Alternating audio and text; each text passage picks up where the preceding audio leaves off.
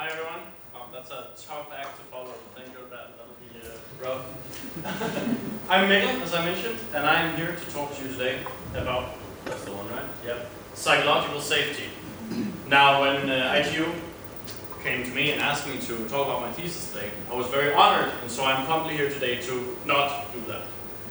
And the reason I've decided not to do that is not because I don't like talking about my thesis. In fact, if you come talk to me after, you'll probably realize I like it a little too much. But because in writing my thesis, I learned something that I found very valuable to myself, something that I could reflect on and take home.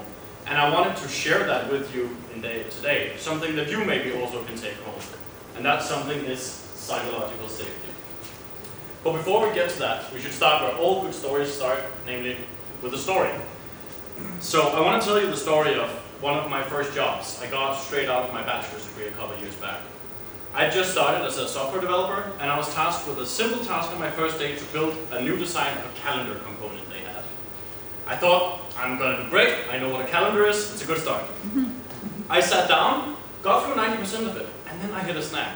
There was this one thing I just could not overcome. And I got so annoyed, because it was so minor.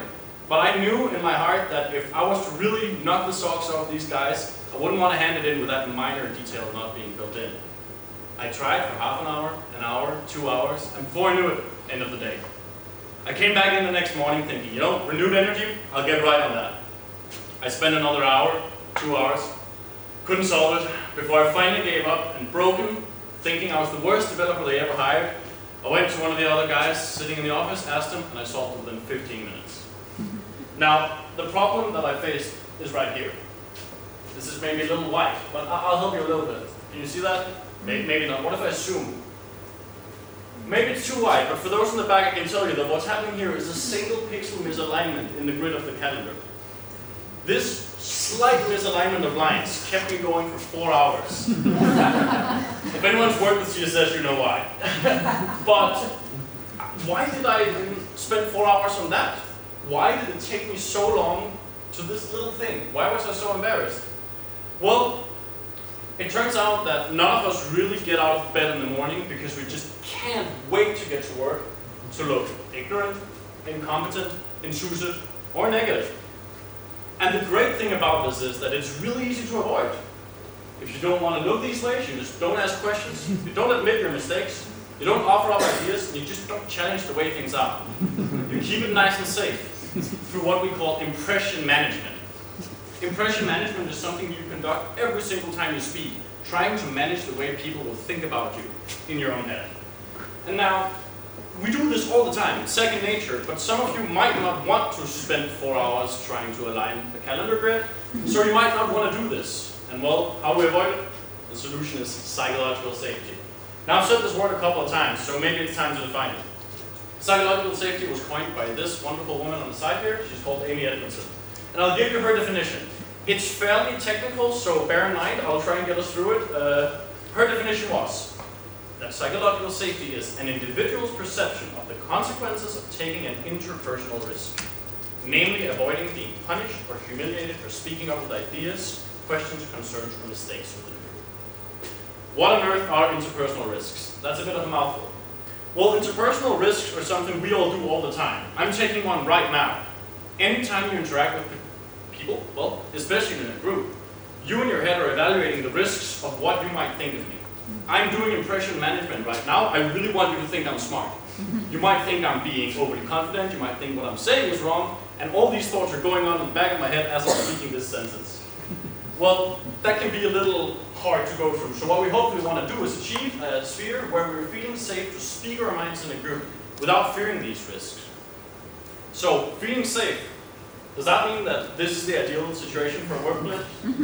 Should we sit around a bonfire, be very pleasant to each other, very comfortable, have good fun, and just never challenge each other? Well, not quite, because actually psychological safety is about letting off the brakes, not letting off the gas. And what do I mean by this? Well, let me give you an example, and this is going to get very simple, but this is actually something that happens a lot. So let's imagine that you over here on your, there must be your right, are speaking to this person on the left. Am I getting, yes, you get what I mean. This is you, nice red shirt. You might want to say something, a coworker, your mom, your friend. in an environment where psychological safety is not super great. You might start off with saying something pleasant, like, I think we did really well on this task. Most of you today will probably say, yeah, I feel pretty comfortable saying that right now. You know, maybe you do it every day, it's not a huge issue. Let's try something harder. Maybe this person just pitched you an idea and you want to tell them, I'm worried this idea might cause problems. Maybe you've sat in a meeting with something you're really technical expert on and someone has suggested something where you know that's not going to go down well. Well, would you feel comfortable saying this? In this context of two weirdly icon people, probably yeah. Let's try and add some context to it. Let's say that this is not a red shirt and an orange shirt, but this is you and your boss. Your boss who doesn't like receiving feedback on their ideas. And your boss who yelled at Kevin last week. Maybe this isn't just you. Maybe you've only been here for 3 months, and maybe primarily you really don't want to be Kevin. What do you do in this situation? Well, I said it before, you do impression management. And the scary thing here is that your impression management happens way before you even say anything. You might not even get to think this, because immediately you get in and you start questioning these things. And what tends to happen is you just end up not saying it. You let you break, you don't let it out, you hold back. And this means that it will never be heard. And maybe this idea goes through, maybe terrible things come of it. Well, instead we're hoping for a situation in which we have great psychological safety, and where when you aim to say this thing that might be kind of hard to say, you, if you have established great psychological safety, don't even get to do this impression management. You speak your mind. And what tends to happen is that if this is a shared thing with you and maybe your boss, is that they also will react to it positively.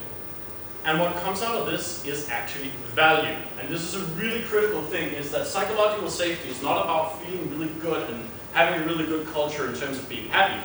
That might come from it also, but the primary aim is actually value. That when we can speak our minds, we can harvest the collective brain power of the whole group, and through that provide the best solutions. So how do we achieve psychological safety? Well, I'm sure some of you might think that's obvious, just speak your mind, right? I could go there on Monday and I would just say what I think. Well, the challenge here is that it's not just about you.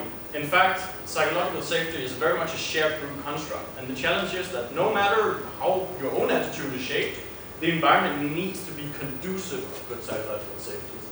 I'm sure some of us have sat in a meeting at some point and been the person who said, I don't think that idea will work. And the reaction has been that you are now disruptive and negative and people get annoyed and the meeting takes 3 times as long. That's not great psychological safety. The second point is that it's an invisible social construct. These are words you would never expect to hear out of a computer scientist, but here I am saying them. But most people aren't actually aware of it, and that makes it really hard to change because it happens constantly, but you can't see it. And the third point from my side of the table is that there's a lot of research that actually points to it being super important, but very little research on how we achieve it.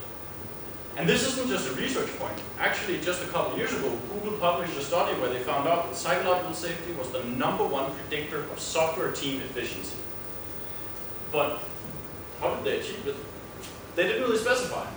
And the challenge here is that by achieving it, I mean something that you and I can go and do on Monday, not necessarily, let's try and have better psychological safety. And so the challenge is that we don't really know. It's fairly new and we haven't really found a way. And so that's where I started my thesis. And I told you I wasn't going to talk about it today, but you're going to get 2 sentences now and then I promise I'll move on. Because my thesis was then on, well, how can we develop some tools for working with psychological safety? Something that you all can take in your hand, go into work on Monday, and maybe change the way things are. Well, the goal here was that we wanted to sew in working with psychological safety into the daily routine of software teams. And we wanted to do that by giving them tools for practicing and exploring psychological safety in a safe, assisted, and primarily actionable way. That's you guys on Monday, the actionable part. And now I could tell you how we built the tools, how we tested them with teams, what the tools were, how we analyzed the results, but you'll have to talk to me afterwards for that one, because what I promised you instead was that I wanted to give you something you could take home. And I think instead of giving you that whole list I just mentioned, I want to tell you some of the things that we learned in applying these tools in the different teams that you can maybe use for yourself. The first one was that being aware makes it better.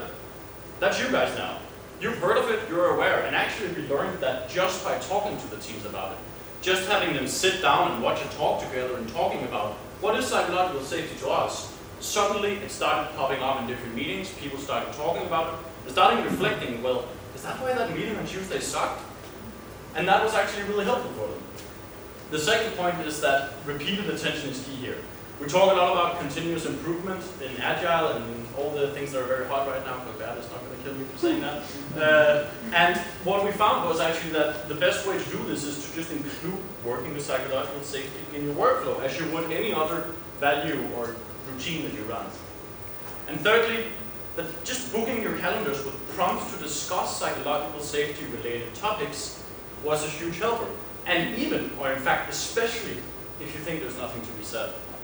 Simply meeting in a Monday morning and asking the question, well, if someone in the team makes some mistakes, how comfortable am I telling them? Most people would say, that's probably fine, but what we found was we did anonymous voting, and there was a pretty big spectrum. And everyone thinks the same as I do. So no one would have taken the subject up, but when you get prompted to speak about it, suddenly you realize it's been unsaid all this time. These are the 3 points I want you to take home, but I mean, as someone else mentioned, there's a lot of speakers tonight and you might forget it. So if you want to take away one thing, what I hope you take away from tonight is that you are now armed with the power of knowing what psychological safety is, and hopefully what it maybe could do in your life. And so I hope that the next time you come home from work, you've had a really bad meeting, a rough talk with your boss, or a team that really struggled, you'll think, maybe we could work on our psychological safety. That's all. Thank you.